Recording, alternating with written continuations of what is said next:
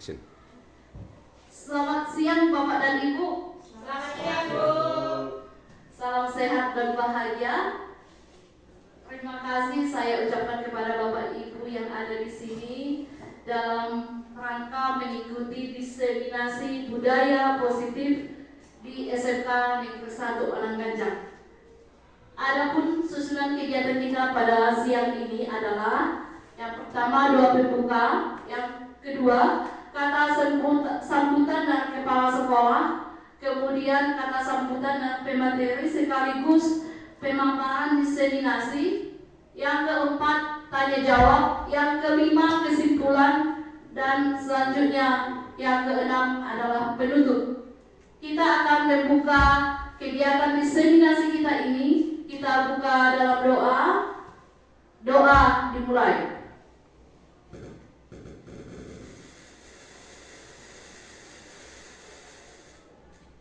Doa selesai.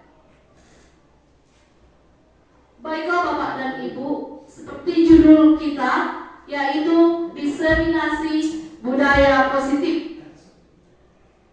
Nah, akan tetapi diseminasi ini akan saya paparkan setelah kita mendengarkan kata sambutan, yaitu yang pertama mewakili kepala sekolah. Kepada Bapak SHS kami persilakan.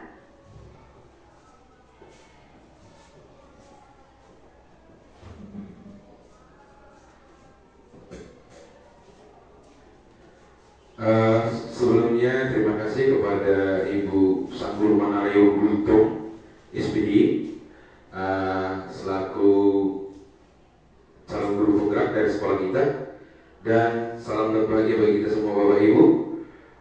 Di sini saya mewakili Bapak Kepala Sekolah yang kebetulan sekarang ada rapat di kantor cabang dinas, jadi saya disuruh mewakili dalam acara ini.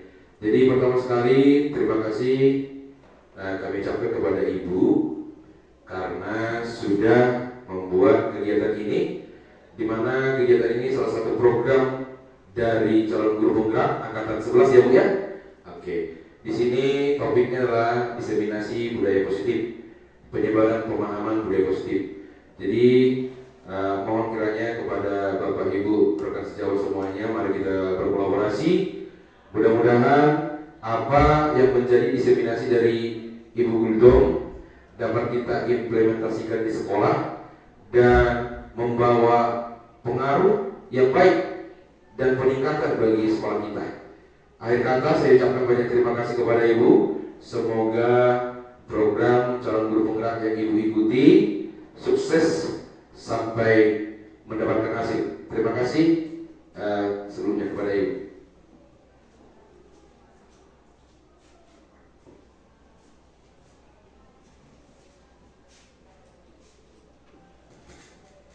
Kita masuk acara yang ketiga, kata sambutan dari saya sendiri sebagai CGP. Yang pertama sekali kita mengucapkan puji syukur kepada Tuhan Yang Maha Esa, di mana atas cinta kasih-Nya kita bisa melaksanakan diseminasi budaya positif di SMK kita yang kita sayangi ini. Ini adalah sebuah topik yang cukup menggugah saya dan juga yang menurut saya sangat penting untuk sekolah kita, di mana kalau kita tahu budaya positif itu hanya yang baik-baik saja, ternyata setelah saya pahami dan saya lebih dalami lagi, budaya positif itu masih banyak lagi yang penting untuk kita pahami. Bukan sekedar hanya salam di depan sana atau kita menyapu kelas atau hal-hal yang baik, akan tetapi ada hal yang lebih mendalam yang wajib kita pahami. Dan itulah sedikit kata sambutan dari saya. Selanjutnya kita masuk ke topik kita, yaitu diseminasi budaya positif. Ini adalah salah satu foto di mana saya ada pada pagi hari di sana dan menyalam siswa, dan setelah saya baca-baca, ini adalah salah satu contoh budaya positif di sekolah kita. Inilah kami Bapak Ibu dengan Bapak Fasil saya, Bapak El Lumban Gaul, dan juga Bapak PP saya, Bapak Eskon Huta Galung, dan saya sendiri, yaitu CGP Angkatan 11 Kabupaten Kumbang Hasundutan. Nah, ada baiknya sebelum kita mulai diseminasi ini, ada baiknya kita mulai dengan wajah yang bahagia. Di situ sudah ada gambar senyum dengan warna pink di pipinya. Jadi yuk Bapak Ibu kita senyum dulu selama 30 detik ke teman-teman kita.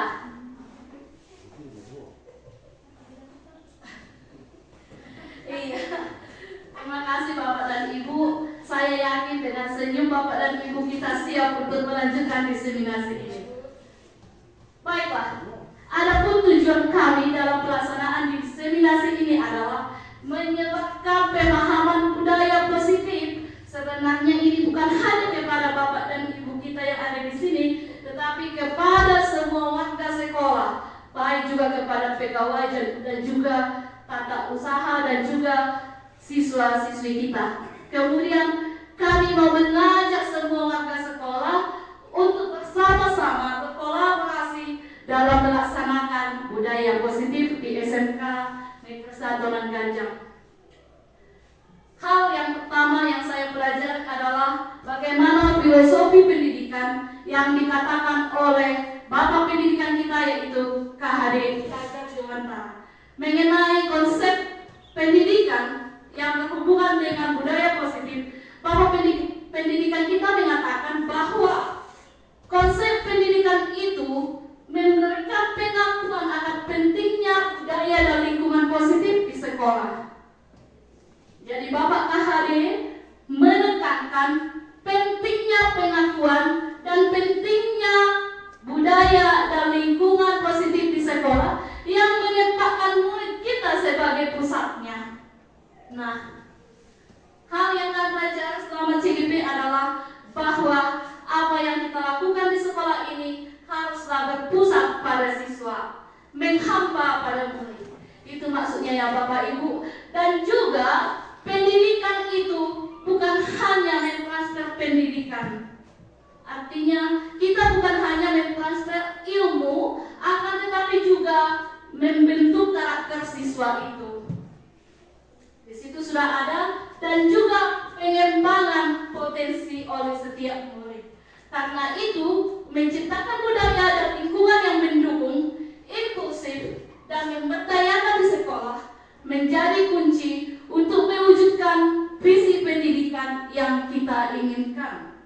Artinya Bapak Ibu, bahwa lingkungan sekolah itu tidak hanya mentransfer ilmu pengetahuan, tapi juga membentuk karakter siswa dan juga mengembangkan potensi siswa. Dengan hal itu kita bisa mencapai visi sekolah yang kita inginkan. Kemudian kita masuk ke budaya positif. Budaya positif ialah nilai-nilai, keyakinan-keyakinan, dan kebiasaan-kebiasaan di sekolah yang berpihak pada murid supaya murid itu dapat berkembang menjadi pribadi yang kritis, penuh hormat, dan bertanggung jawab. Jadi tidak hanya ilmu, tetapi lebih kepada karakter.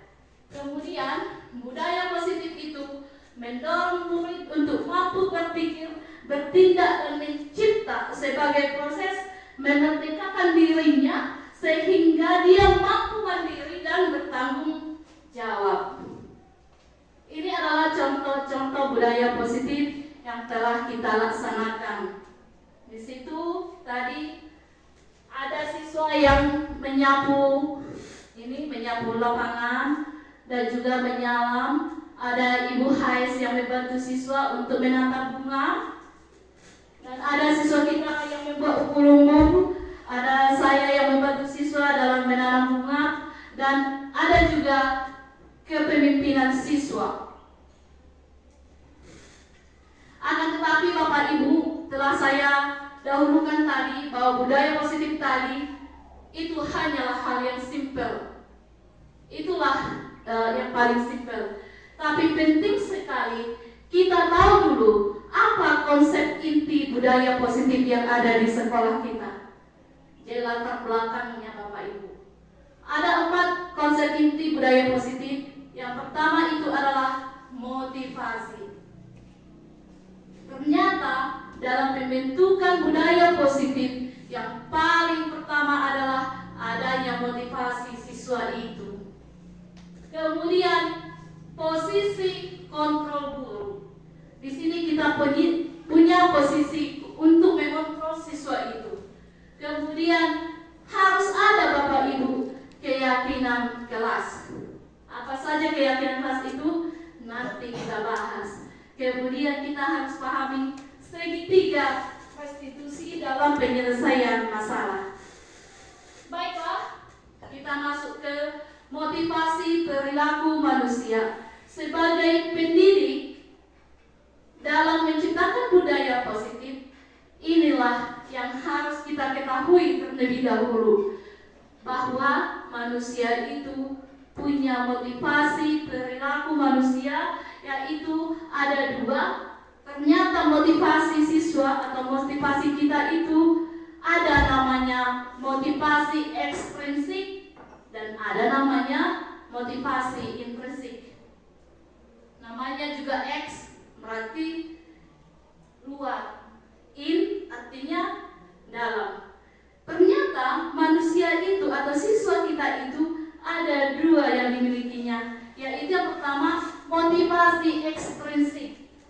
Apa itu? Inilah yang siswa kita lakukan untuk menghindari ketidaknyamanannya dia ternyata atau hukuman. Misalnya ketika siswa datang tepat waktu ke sekolah, ada 2 motivasinya. Bisa saja dia hanya untuk menghindari ketidaknyamanan atau hukuman. Bisa saja dia hanya untuk mendapatkan imbalan. Imbalan di sini artinya supaya tidak dihukum lah istilahnya. Akan tetapi ada juga siswa kita memang yang memiliki motivasi intrinsik, motivasi dari dalam, namanya juga in, yaitu untuk menjadi orang yang mereka inginkan dan menghargai diri mereka sendiri dan nilai-nilai yang mereka percayai. Kalau saya lihat memang kebanyakan siswa kita masih memiliki motivasi ekstrinsik, supaya tidak dihukum oleh ibu manalullah, supaya tidak dihukum oleh memestilah dan lain-lain. Masih sedikit siswa kita yang memiliki motivasi intrinsik. Nah, dalam motivasi perilaku manusia ada yang namanya hukuman, konsekuensi, dan restitusi. Nah, ternyata Bapak Ibu, kalau kita bilang hukuman, itulah yang sering sekali kita lakukan. Misalnya, kalau terlambat siswa, ya kamu pusat di sana. Ternyata itu hukuman. Kita sangat jarang sekali melakukan yang namanya konsekuensi dan restitusi. Padahal yang paling bagus di sini adalah restitusi. Kenapa? Karena hukuman itu tidak terencana atau tiba-tiba. Kemudian murid tidak tahu apa yang akan terjadi. Kenapa? Karena kita yang membuatnya. Kita satu arah di situ. Suka-suka kita lah istilahnya. Kemudian berupa hukuman fisik atau psikis. Makanya saya katakan tadi, kalau hukuman biasanya push up 10 kali. Ayo, lari lapangan 2 kali. Sapu dulu halaman sekolah ini. Begitu. Bagaimana dengan konsekuensi? Dia sudah terencana dan juga sudah sesuai dengan peraturan. Akan tetapi Bapak Ibu, kalau dikatakan konsekuensi, masih membuat siswa tidak nyaman. Kenapa? Apa contohnya konsekuensi? Contohnya, kalau kamu tidak mengerjakan tugas, coba ditulis lagi tugas itu 10 kali. Itu konsekuensi Bapak Ibu. Atau kalau PJOK misalnya, lompat jauh, konsekuensinya, yaudah kamu lompat jauh jadi 2 kali kian jadi 4 kali. Itu konsekuensi. Bedanya dengan hukuman lebih bersifat fisik atau lebih menyakiti lah istilahnya, lebih negatif lah. Kemudian restitusi. Kalau restitusi inilah yang kita inginkan. Kita Kita ciptakan kondisi siswa itu untuk memperbaiki kesalahan dan juga kolaboratif dalam mengajarkan siswa untuk mencari solusi. Artinya Bapak Ibu, kalau restitusi itu kita ajak dulu siswanya untuk berkolaborasi, untuk diskusi, kenapa dia melakukan kesalahan itu. Jadi kita tidak langsung terlambat kamu push up di sana 10 kali, tidak boleh harus begitu. Tapi sebaiknya kita tanya dulu siswanya kenapa terlambat. Kenapa? Karena kita tidak tahu latar belakang siswa itu apa dan bagaimana. Ini adalah contoh kasus ketika ada siswa yang tidak mengerjakan tugas. Nah, di sini hukumannya gurunya menyuruh push up 10 kali. Kemudian gurunya hanya cepat-cepat sekali marah dan membuat siswanya menjadi takut. Kalau itu hukumannya Bapak Ibu. Kalau kita memberikan konsekuensi, tuliskan PR 3 kali. Itu contohnya ya. Kemudian gurunya tegas dan murid menghormati peraturan. Sedangkan kalau kita restitusi, kita menanyakan dulu alasan siswa melakukan hal itu, kemudian keyakinan kelas yang dia pahami, dan kita membantu siswa kita itu untuk menyelesaikan masalahnya. Jadi dalam restitusi, guru terbuka untuk masukan dan juga untuk solusi yang ditawarkan oleh siswa. Selanjutnya, 5 posisi kontrol guru. Jadi dalam sekolah kita ini ada 5 posisi kita. Yang pertama adalah pasti ada kita si guru yang penghukum. Inilah tadi nih, tanpa menanya siswanya atau latar belakangnya, dia langsung saja menghukum. Kemudian pembuat merasa bersalah. Kita membuat siswa itu merasa down atau merasa bersalah. Kemudian ada gurunya, ini kesernya saya kayaknya nih, membuat siswa itu sebagai teman. Dan juga ada juga Bapak Ibu guru yang pemantau, tapi ada juga manajer. Kita bahas satu-satu Bapak Ibu. Penghukum. Penghukum menggunakan hukuman fisik atau verbal untuk mengendalikan perilaku guru dengan sikap seperti ini, cenderung percaya bahwa satu-satunya cara untuk memastikan keberhasilan pembelajaran adalah dengan cara mereka sendiri. Jadi di sini tadi yang saya tekankan tadi, bahwa guru yang menghukum itu biasanya tidak menanya siswanya dulu apa latar belakangnya, tapi dia dengan metode dia sendiri langsung menghukum siswa itu. Kemudian penghukum seringkali menggunakan ucapan seperti patuhi aturan saya atau awas, atau kamu selalu saja salah.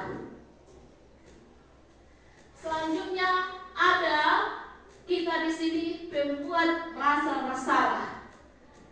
Pada posisi ini kita menggunakan kata-kata yang lembut untuk membuat orang lain merasa bersalah atau rendah diri.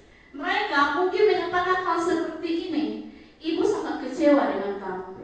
Ini kadang saya juga menyatakan seperti itu sama siswa. Saya sangat kecewa dengan sikapmu itu. Saya tidak suka yang seperti itu. Di situ ternyata kita sudah melakukan posisi kontrol kita sebagai pembuat merasa bersalah. Berapa kali saya ingatkan kamu? Semalam terlambat, sekarang juga terlambat. Mungkin besok kamu akan terlambat juga. Ya, ternyata pendekatan itu dapat menyebabkan siswa merasa tidak berharga Bapak Ibu dan mengecewakan orang yang mereka sayangi. Kemudian ini tadi yang saya katakan, ada Bapak Ibu guru kita yang posisi kontrolnya sebagai teman. Di sini guru tidak menyakiti siswanya, tapi berupaya untuk mendekati siswa dengan pendekatan persuasif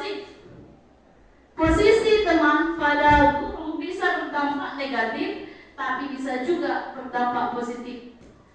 Positif di sini kita punya hubungan yang baik dengan siswa kita. Akan tetapi ada hal negatifnya Bapak Ibu, yaitu bahwa siswa kita hanya akan bertindak ketika dia dekat dengan kita. Kalau dia kompak sama kita, dia akan lebih mendengarkan apa yang kita lakukan. Kalau dia tidak kompak sama Bapak Ibu guru yang lain, dia akan menolak. Ternyata posisi kontrol yang selama ini saya laksanakan masih juga salah. Padahal tujuan saya memang sangat bagus, supaya saya bisa mengajak siswa itu persuasif. Ternyata Bapak Ibu itu masih salah. Kemudian ada juga pemantau, namanya juga pemantau. Jadi dia hanya mengawasi.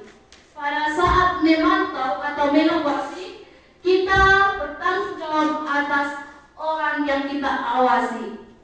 Dengan menggunakan sanksi atau konsekuensi, kita dapat memisahkan hubungan kita dengan siswa kita sebagai seseorang yang menjalankan posisi pemantau. Jadi kita sangat mengandalkan perhitungan, catatan, data yang dapat digunakan sebagai bukti bahwa seseorang itu bersalah. Artinya Bapak Ibu, kalau kita di sini pemantau, kita maksud saja sudah tahu kan aturannya kita masuk jam 7.30. Kenapa kamu telat? Di situ kita pemantau. Kita lebih fokus ke aturan yang berlaku. Padahal Bapak Ibu, kita tidak tahu kenapa misalnya seperti itu. Kan gitu kan? Atau sudah tahu bel, tapi tetap saja kamu ke toilet. Kita tidak tahu kenapa dia ke toilet setelah jam masuk. Jadi di situ kita hanya memantau saja. Ternyata yang paling bagus di sini adalah posisi manajer.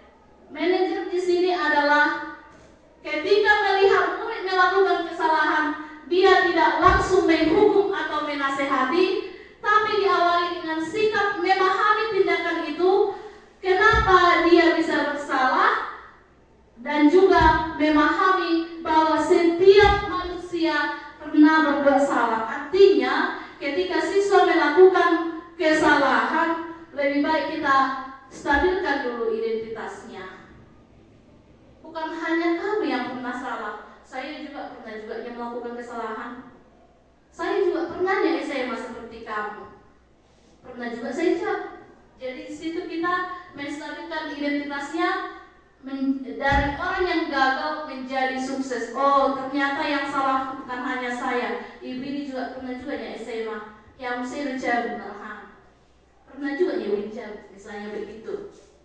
Selanjutnya kita mencoba memahami alasan atau kebutuhan dasar apa yang ingin dipenuhi oleh siswa tersebut, atau kenapa dia melakukan kesalahan tersebut.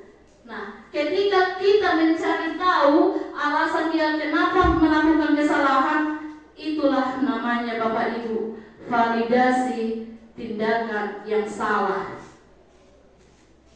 Kemudian selanjutnya kita tanyakan tentang keyakinan kelas. Keyakinan yang dia miliki. Apakah misalnya terlambat itu sesuai dengan keyakinan yang dia miliki? Atau keyakinan yang sudah disepakati oleh kelas? Dan bagaimana solusinya? Jadi seorang manajer itu dia akan menstabilkan identitas, memvalidasi tindakan yang salah, dan juga mencari solusi untuk kesalahannya. Dengan kata lain, dia menanyakan keyakinannya. Nah, ketika seseorang itu bertindak sebagai manajer dengan melakukan hal yang tadi, dia menstabilkan identitas, memvalidasi tindakan yang salah, dan menanyakan keyakinan, sesungguhnya dia sudah melakukan yang namanya restitusi. Restitusi adalah sebuah upaya untuk membuat murid mampu mengevaluasi diri mereka supaya menjadi manusia yang baik, yang sesuai dengan nilai-nilai kebajikan dan sebuah upaya agar setiap kesalahan yang dilakukan menjadi bahan pembelajaran supaya lebih baik ke depannya. Nah, ini contoh kasus yang kedua, ketika siswa tidak memakai pakaian lengkap ke sekolah. Kalau guru yang penghukum, dia pasti akan mengatakan hal ini. Patuhi peraturan sekolah dan kamu jongkok dulu di sana selama setengah jam. Jadi dia langsung menghukum. Kalau dia pembuat merasa bersalah, berapa kali sudah saya nasihati kamu, kamu tetap saja membuat ibu kecewa. Kalau dia sebagai teman, ayolah nak, buatlah ibumu senang dulu dengan tingkah lakumu.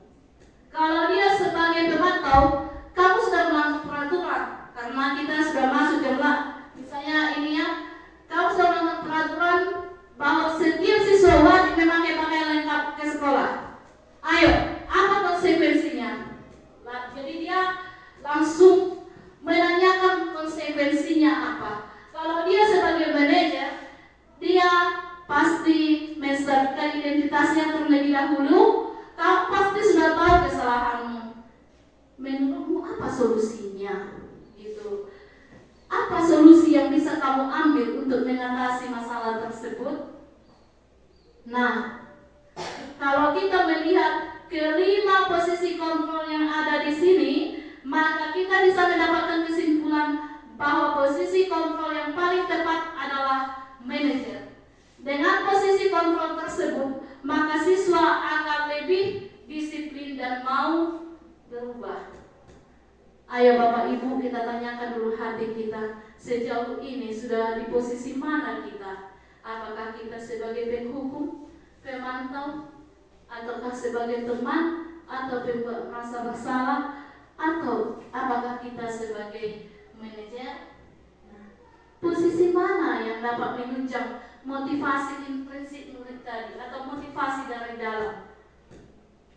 Nah, setelah kita pahami tadi kelima posisi kontrol yang tadi, ada di sini kesimpulannya bahwa posisi kontrol yang terbaik adalah posisi seorang manajer, di mana guru melihat siswa melakukan kesalahan, dia tidak langsung menghukum atau menasihati, tapi diawali dengan sikap memahami tindakan murid, bahwa saat murid tersebut merasa bersalah atau melakukan kesalahan, itu karena dia adalah manusia biasa yang pasti pernah berbuat salah.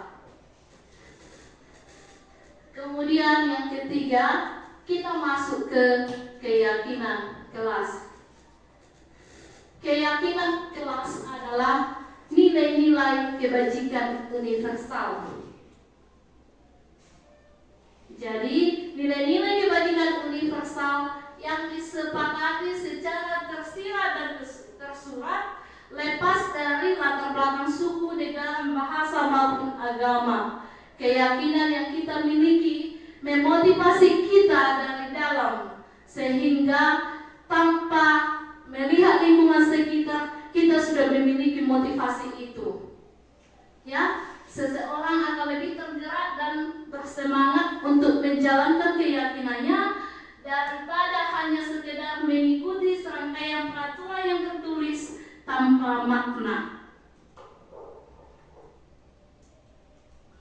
Nah, mungkin di sekolah kita ini kita belum membuat keyakinan kelas, dan inilah yang akan kita buat Bapak Ibu. Keyakinan kelas itu harus ada langkah-langkahnya. Di sini ada 7 langkah pembentukan keyakinan kelas. Keyakinan kelas bersifat lebih abstrak daripada peraturan. Kemudian, keyakinan kelas berupa pernyataan universal. Keyakinan kelas senantiasa dibuat dalam bentuk positif. Keyakinan kelas hendaknya tidak terlalu banyak sehingga mudah untuk diingat atau dipahami oleh semua warga kelas. Keyakinan kelas sebaiknya sesuatu yang dapat diterapkan di lingkungan tersebut. Jadi semua warga kelas dalam pembuatan keyakinan kelas hendaknya ikut berkontribusi dalam pembuatan keyakinan kelas lewat kegiatan curah pendapat. Kemudian keyakinan kelas harus bisa ditinjau dari waktu ke waktu.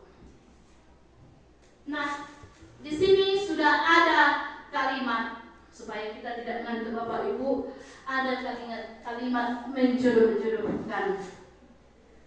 Nah, di sebal yang nomor ini, yang nomor 1 sampai 5 itu adalah kolom kalimat yang akan kita pilih mana yang sesuai dengan keyakinan kelas yang ada di sebelah kanan. Inilah Bapak Ibu contoh-contoh keyakinan kelas lah ini.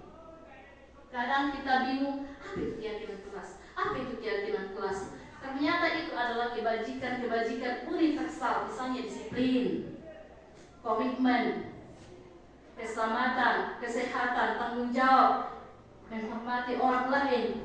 Kadang bahasanya yang rumit, padahal kalau dibuat ke dalam contoh, dia menjadi gampang. Contohnya begini, datang ke sekolah tepat waktu. Kita jodohkan dulu. Keyakinan kelas apa yang telah dia lakukan?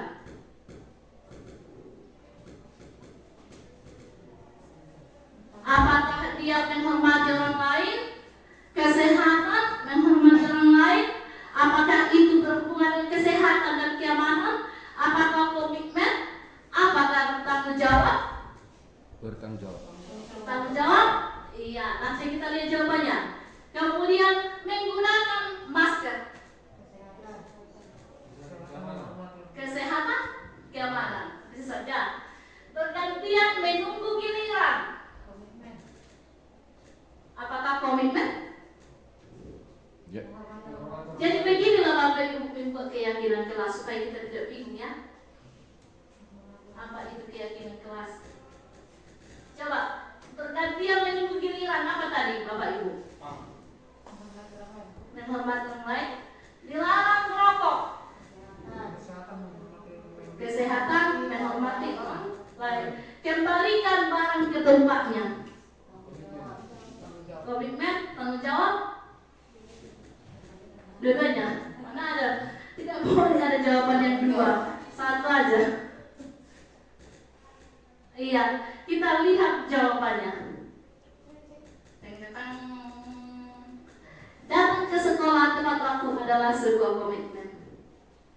Jadi keyakinan kelas yang sudah dia capai situ adalah dia punya komitmen. Kemudian gunakan masker itu adalah kesehatan dan juga menjaga keamanan. Kemudian bergantian menunggu giliran itu kita sedang menghormati orang lain.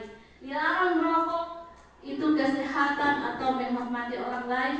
Kembalikan barang ke tempatnya, kita sudah bertanggung jawab. Jadi seperti inilah Bapak Ibu, bagaimana kita membuat keyakinan kelas. Tapi jangan salah, ini masih hanya satu contoh cara membuat keyakinan kelas, karena masih banyak cara yang lain, misalnya membuat kolom T, membuat kolom Y, dan lain-lain. Nanti kalau Bapak Ibu ikut CGP pasti akan lebih memahami lagi bagaimana membuat keyakinan kelas. Keempat, restitusi. Inilah tadi Bapak Ibu, restitusi itu adalah menciptakan kondisi bagi murid untuk memperbaiki kesalahannya sehingga mereka kembali pada kelompok mereka dengan karakter yang lebih luas dan lebih kuat. Jadi restitusi itu adalah proses kolaborasi yang mengajarkan siswa untuk mencari solusi secara bersama-sama dan membantu siswa kita supaya berpikir lebih kritis, mandiri, dan memikirkan kondisi mereka seperti yang mereka inginkan. Jadi ini supaya Bapak Ibu lebih paham mengenai restitusi. Di sini ada video mengenai Segitiga restitusi.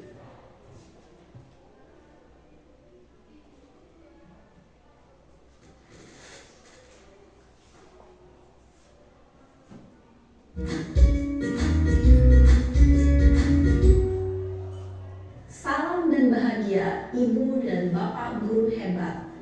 Pada video kali ini kita akan membahas tentang salah satu program disiplin positif yang diterapkan di lingkungan sekolah yang dikenal dengan nama restitusi.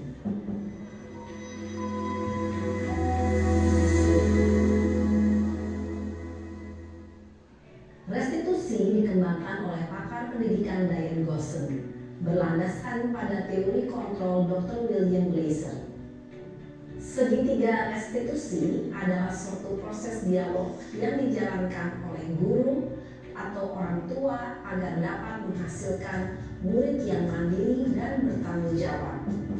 Pada saat guru di posisi manajer, aspek yang dikembangkan pada murid adalah motivasi intrinsik, sehingga penanaman nilai-nilai kebajikan dapat tumbuh dan berkembang menjadi suatu kebiasaan positif yang akhirnya membentuk karakter murid. Proses dialog ini terdiri dari 3 langkah yang digambarkan pada ketiga sisi pada segitiga restitusi. Sisi pertama adalah menstabilkan identitas. Sisi yang kedua adalah validasi tindakan yang salah. Dan sisi yang ketiga adalah menanyakan keyakinan. Ibu dan Bapak guru, berikut ini akan ditunjukkan bagaimana seorang guru berada dalam posisi manajer menggunakan penerapan segitiga restitusi.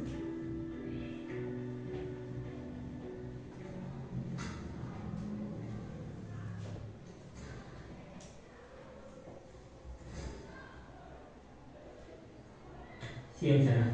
Siang Pak. Sudah lama nggak ketemu Sarah. Kenapa hari ini ada di sini? Kesel Pak, kesel banget. Masa aku dikatain tukang fitnah Pak? Ya aku marah lah. Aku balik katain Eka di depan kelas. Kesel banget. Oh begitu. Ya pasti kamu marah dan kesal. Bapak juga akan marah apabila ada yang menuduh Bapak seperti itu. Menstabilkan identitas. Kemudian pada saat itu kamu mau melakukan apa? Ya saya langsung ngatain Eka lah Pak. Kesel banget. Saya bentak-bentak dia depan teman-teman lain. Oh begitu. Pasti kamu melakukan seperti itu karena suatu alasan tertentu bukan? Iyalah, masa saya diam saja Pak? Ya saya bela diri lah. Masa saya dituduh tukang fitnah? Ya wajar lah. Mempertahankan harga diri itu sesuatu yang penting buat kamu. Untung kamu tidak bertindak lebih gegabah lagi. Hanya membentak-bentak. Iya Pak. Untung saya masih bersabar dan hanya membentak saja. Sudah gemes padahal. Saya pasti bela diri lah. Ya pasti ya. Tapi kamu memilih untuk tetap bertahan dan bersabar. Kamu memilih untuk tidak berbuat lebih parah lagi kan? Iya. Nah, sekarang coba kita lihat lagi tindakan kamu yang bentak-bentak Eka di kelas. Tindakan kamu itu kira-kira sesuai dengan keyakinan kelas atau prinsip kamu tidak? Enggak lah Pak. Capek Pak jadi pemarah. Jadi keyakinan atau prinsip mana yang kurang sesuai dengan keinginan kamu? Ya, saya sebenarnya sangat menghargai orang lain. Mungkin saat itu saya menjadi emosi, jadi tidak menunjukkan sikap itu. Kamu meyakini tidak?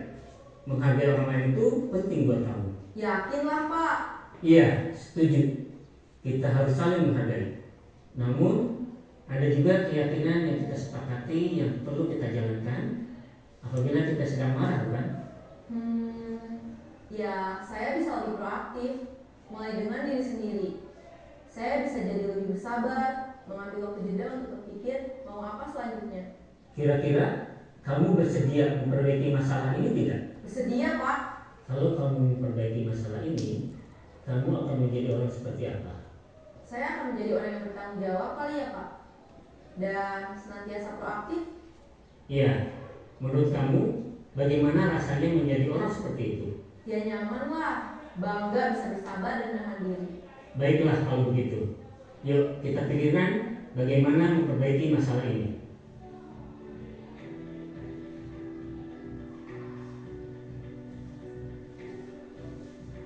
Ibu dan Bapak guru hebat, baru saja kita menyaksikan contoh bagaimana seorang guru berada dalam posisi manajer menggunakan penerapan segitiga restitusi. Mari kita bahas satu persatu. Pada sisi pertama, menstabilkan identitas berdasarkan pada prinsip bahwa membuat kesalahan adalah bagian dari proses pembelajaran. Sisi pertama dari segitiga ini berperan menggeser identitas murid dari identitas gagal ke identitas sukses. Murid yang sedang bertingkah laku yang tidak pantas atau menarik diri saat itu sedang mengalami identitas gagal. Bila kita mengkritiknya, maka posisinya tidak akan berubah. Kita bisa mengajukan pernyataan-pernyataan ini. 1. Membuat kesalahan sesuatu yang wajar. 2. Manusia tidak ada yang sempurna. 3. Kita bisa memperbaiki masalah ini. 4. Saya tidak menanyakan kesalahannya. Saya lebih fokus bagaimana memperbaiki masalah ini. 5. Apakah saat ini kamu tengah menjadi orang yang baik untuk dirimu sendiri? Pada sisi kedua, validasi tindakan yang salah berlandaskan pada prinsip bahwa setiap perilaku berupaya memenuhi suatu kebutuhan tertentu. Guru yang telah memahami teori kontrol akan bergeser dari pemikiran stimulus respon menjadi proaktif dan mencoba untuk mengenali tujuan dari perilaku murid, mengenali dan mengakui kebutuhan murid ini dapat memperbaiki hubungan dengan murid tersebut. Pernyataan atau pertanyaan bisa disampaikan dengan nada suara tidak menghakimi atau memojokkan, sehingga dapat mengembalikan murid pada posisi positif. 1. Kamu bisa saja bertindak lebih gegabah lagi dari ini. 2. Kamu bukan melakukannya tanpa suatu alasan tertentu. 3. Kamu melakukannya karena mempertahankan sesuatu yang penting bagimu. 4. Mungkin kamu bisa mempelajari suatu perilaku baru yang lebih efektif. Bersediakah kamu mempelajarinya? Selanjutnya, kita akan simak sisi terakhir, yaitu menanyakan keyakinan. Teori kontrol menyatakan bahwa pada dasarnya kita termotivasi secara intrinsik. Pada saat perilaku yang salah telah divalidasi dan identitas sukses telah stabil, maka murid telah siap mengaitkan keyakinan-keyakinannya dengan tindakannya yang salah dan pemikirannya telah bergeser ingin menjadi orang yang dituju. Pertanyaan-pertanyaan ini dapat mengaitkan keyakinan-keyakinan yang dianut murid. 1. Sebagai keluarga atau kelas, apa yang kita yakini? 2. Nilai-nilai apa yang telah kita sepakati? 3. Seperti apa gambaran sebuah kelas yang ideal bagi kamu?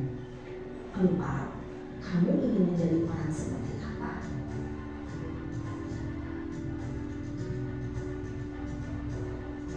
Dalam menerapkan segitiga restitusi, perlu diperhatikan beberapa hal, yaitu 1. Perilaku yang salah perlu dikaitkan dengan nilai-nilai atau keyakinan-keyakinan yang telah disepakati atau dituju. 2. Kesediaan orang yang melakukan kesalahan untuk memperbaiki masalah. 3. Pemecahan masalah sebisa mungkin relevan atau memiliki hubungan dengan masalah yang ada. 4. Usaha. Perlu adanya suatu usaha perbaikan dari pihak yang berbuat kesalahan. 5. Waktu. Perlu didedikasikan waktu dari pihak yang berbuat kesalahan. Tanyakan kapan akan mulai diberlakukan usaha untuk memperbaiki masalah.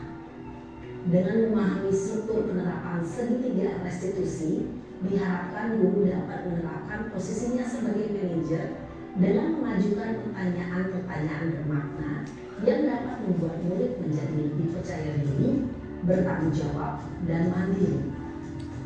Nah, Ibu bapak guru perlu tidaknya mengikuti ketiga tahapan dalam segitiga restitusi bergantung pada ringan beratnya suatu permasalahan. Misalnya, bila permasalahan tersebut ringan, maka tidak perlu dijalankan secara berurutan. Bahkan bisa semudah menanyakan apa keyakinan yang kita sepakati.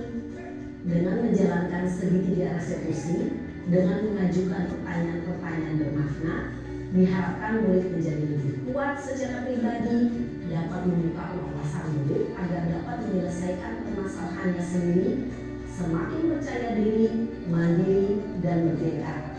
Salam dan bahagia, Ibu Bapak Guru hebat.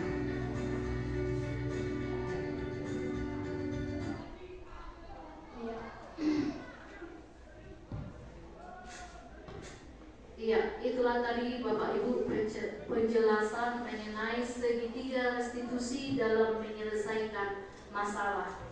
Nah, kalau dalam melaksanakan segitiga restitusi, tidak harus semua itu kita mulai, misalnya menstabilkan identitas, memvalidasi tindakan yang salah, dan menanyakan keyakinan. Akan tetapi, ditekankan sekali lagi, kalau masalahnya sudah rumit, itu bisa kita jalankan. Tapi kalau masih biasa-biasa saja, kita langsung saja, baik tidak apa yang kamu lakukan itu, bisa kita langsung ke situ, atau kita validasi tindakan yang salah. Nah, setelah memahami segitiga restitusi ini, saya mencoba lagi melaksanakannya dengan siswa kita. Sekalipun belum ada keyakinan di kelas, tapi saya yakin bahwa siswa kita pasti sudah memiliki keyakinan-keyakinan sendiri yang lebih baik juga.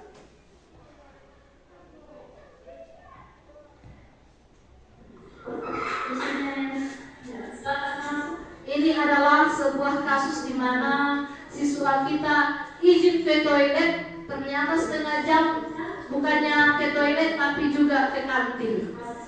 Dan inilah solusi yang saya coba untuk menyelesaikannya.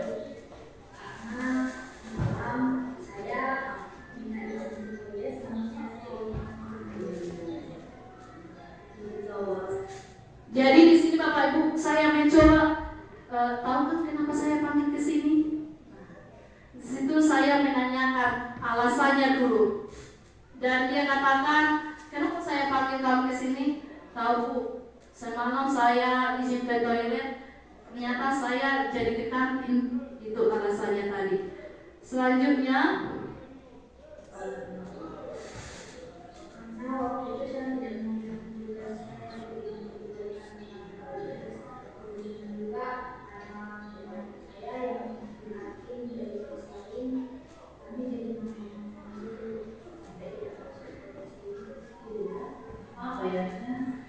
pasti kamu tahu itu sebuah kesalahan kan? nah, Semua orang pasti pernah berbuat salah. Saya juga. Nah, di sini saya mencoba menstabilkan identitasnya. Kamu tahu kan kamu bersalah? Saya juga pernah kok berbuat salah. Di situ saya mencoba menstabilkan identitasnya. Ibu juga dari sekolah ini. Kamu pernah pastikan kan? Boleh tahu alasan kamu yang karena saya takut kebetulan jadi takut mereka harus semuanya kebetulan 5 hari yang lalu kemudian saya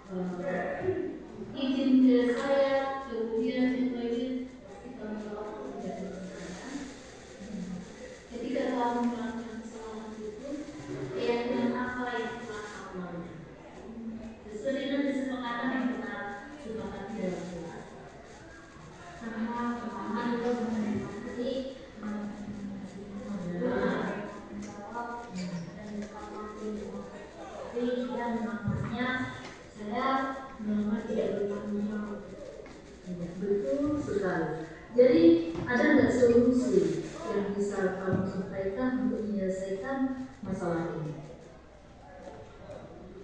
Ada? Jelaskan dulu apa solusi yang mau kita buat. Solusinya pertama saya minta waktu dulu, kemudian saya tidak akan mengulangi kesalahan saya dan tidak akan melakukan kesalahan yang sudah ikhlas yang kita buat. Dan tugas yang ibu berikan akan saya kerjakan ketika apalagi pada saat ibu memberikan tugas-tugas kepada ibu. Dan kembali lagi sangat penting untuk manajemen waktu. Nah, saya senang kamu sudah mengakui kesalahanmu dan juga mau memperbaiki. Nah, kamu sekarang sudah bisa istirahat dan juga berhenti ya.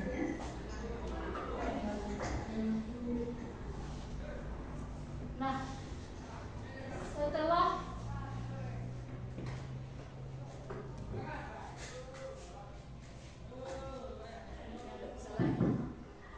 setelah saya melakukan segitiga restitusi dalam menyelesaikan masalah tersebut, dapatlah kesimpulan bahwa dia tidak akan melakukan tindakan yang salah lagi, dan sebagai refleksi kita bisa mengatakan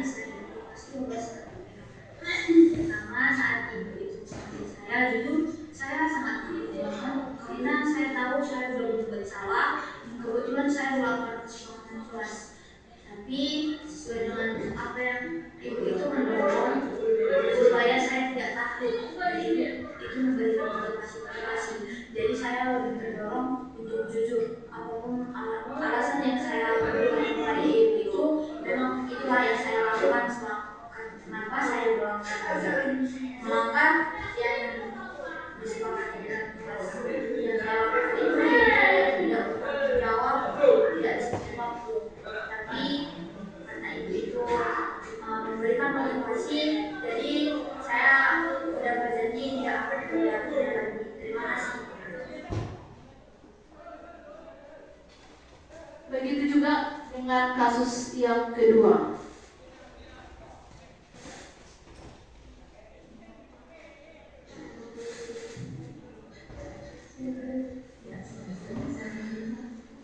Bagaimana teman-teman ini? Tidak kenapa saya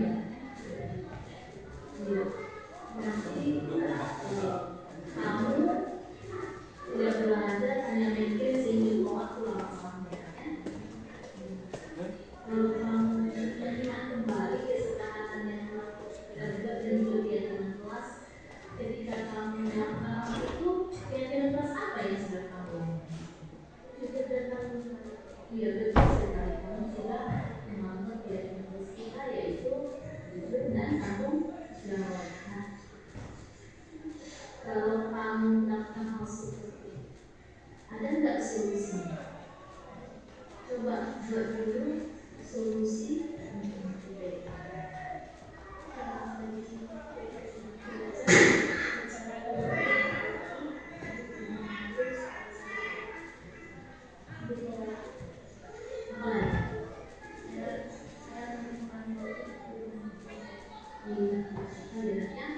Jadi untuk mengatasinya kita harus lebih banyak lagi belajar manajemen waktu kita dengan baik.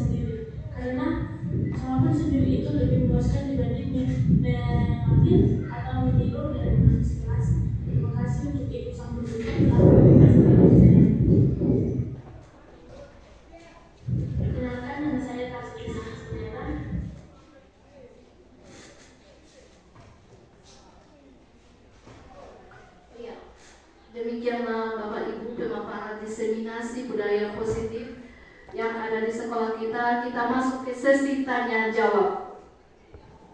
Kalau ada Bapak Ibu yang mau menanya, silakan.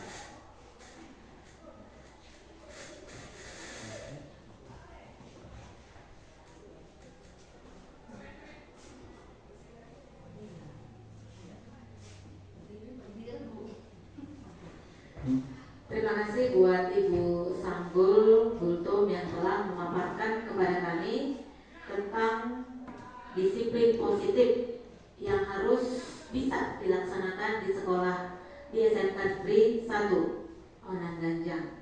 Di sini Bu, saya akan kasih satu pertanyaan untuk mendisiplinkan peserta didik atau siswa.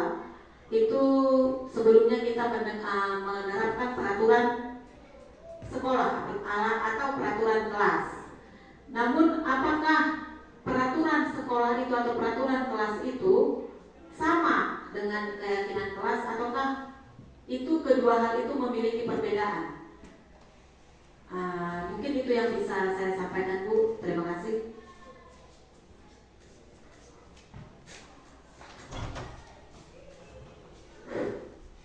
Iya, terima kasih kepada Ibu SFN yang sudah menanyakan pertanyaan yang sangat bagus. Tadi menanyakan apakah keyakinan kelas itu sama dengan peraturan kelas. Kalau jawabannya beda, itu bisa kita lihat di sini Bu. Inilah namanya peraturan kelas. Dalam ini ya, tapi ini masih pergantian atau menunggu giliran, bisa saja dilarang merokok, kembali ke tempatnya. Inilah yang dinamakan dengan peraturan kelas. Dan yang di sebelah kanan inilah yang namanya keyakinan kelas. Jadi beda peraturannya, beda keyakinannya. Tadi sudah saya jelaskan, keyakinan kelas itu adalah nilai-nilai intrinsik yang abstrak, tidak bisa dilihat tapi bisa dirasakan. Sedangkan peraturan kelas itu langsung jelas, datang ke sekolah tepat waktu, masuk pukul 7.30. Itulah peraturan. Jadi sangat beda keyakinan dan peraturan kelas. Dapat Bu? Iya. Pertanyaan kedua.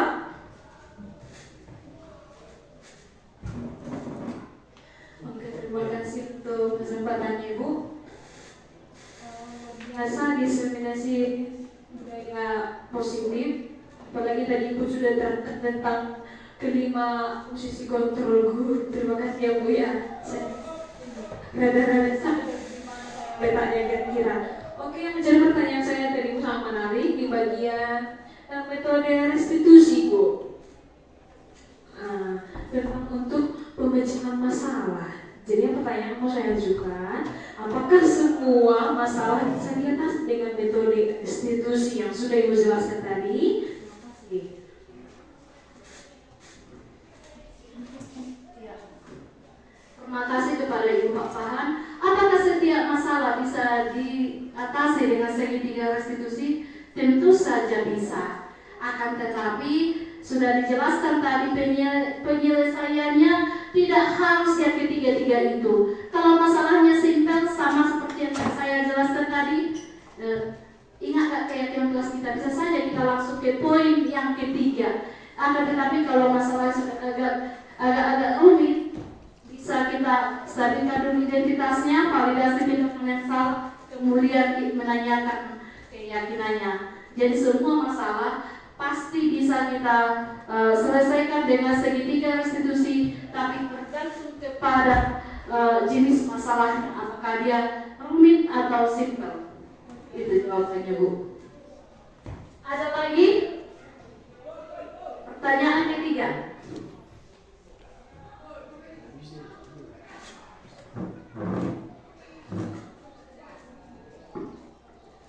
Oke, terima kasih Bu atas pemaparannya sudah panjang lebar tadi. Bagaimana situasi di sekolah kita agar bisa kita laksanakan. Tadi ada saya dengarkan di situ tentang posisi kontrol. Dari pemaparan pemahaman yang Ibu sampaikan tadi atau pemahaman yang tentang itu, menurut Ibu posisi kontrol yang mana itu yang bisa kita laksanakan di sekolah kita yang paling tepat? Terima kasih. Iya, terima kasih buat Ibu D. Simatupang pertanyaannya. Posisi mana yang paling tepat? Kelima posisi ini pasti pernah kita jalankan, baik itu sebagai penghukum, pembuat merasa bersalah, pemantau, teman, dan manajer. Akan tetapi posisi yang paling bagus adalah posisi manajer. Kenapa? Karena ketika kita melaksanakan manajer, di situ kita tidak langsung menghukum siswa, akan tetapi kita sabitkan dulu identitasnya. Kita tanyakan dulu kenapa dia melakukan kesalahan itu, dan juga apa solusi yang dia tawarkan. Jadi kita tidak langsung menjudge siswa itu, akan tetapi kita kolaborasi dalam menyelesaikan masalah yang dia hadapi. Jadi posisi terbaik adalah manajer. Ada lagi Bu? Ada lagi Bapak Ibu? Pas ya? Iya. Di sini Bapak Ibu, saya sengaja membuat penutupnya guru SMK Negeri 1 Onang Gajang. Kenapa ini? Karena kitalah pemegang kendali di SMK ini. Inilah sebagai penutupnya dan kesimpulannya. Kitalah ibu, bapak, ibu yang ada di sini menjadi stakeholdernya, menjadi pemangkunya, menjadi penegak kontrolnya. Bagaimana budaya positif ini tercipta di sekolah kita ini. Ini adalah wajah-wajah yang bahagia. Semoga kita bahagia juga dalam mewujudkan visi sekolah melalui pembudayaan budaya positif di SMK Negeri 1 Onang Gajang. Demikianlah diseminasi budaya positif yang bisa saya sampaikan. Sekian dan terima kasih. Kalau ada kata-kata yang salah, tolong dimaafkan. Terima kasih.